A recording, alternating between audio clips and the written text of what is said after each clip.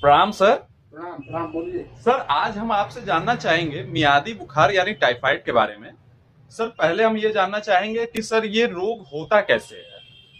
देखिए, ऐसा है कि साल्मोनेला टाइफाई नाम का एक बैक्टीरिया होता है जो पानी में पलता है और पानी के माध्यम से ही आंतों में पहुंचता है।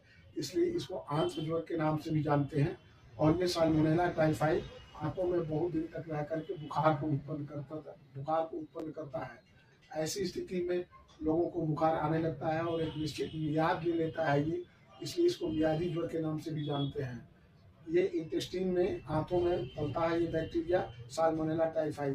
सर जैसे हमें कैसे पता चलेगा, किस जांच के द्वारा पता चलेगा कि हमें टाइफाइड हो गया है? हमें ये जानने के लिए कि ये किस जांच के द्वारा मालूम पड़ेगा, तो विडाल का टेस्ट कराते हैं।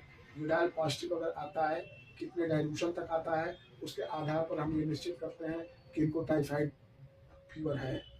सर होम्योपैथिक में ऐसी कौन सी दवाइयां हैं जो सिर्फ टाइफाइड रोग पर ही कारगर है?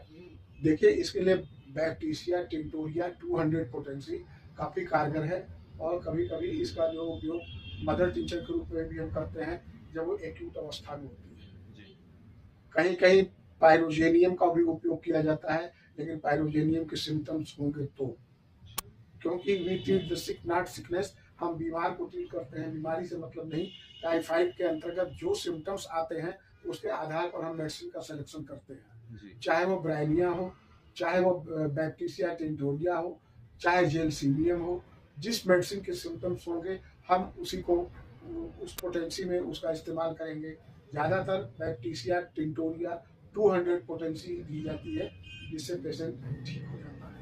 अच्छा सर, इसके डोजेज क्या रहेंगे? 200 पोटेंसी ओडी डोजेस। अच्छा सर। सर कितने जैसे ड्रॉप लेना हो सकता है? 5 ड्रॉप्स इज मोर सफिशिएंट। बहुत बहुत धन्यवाद सर।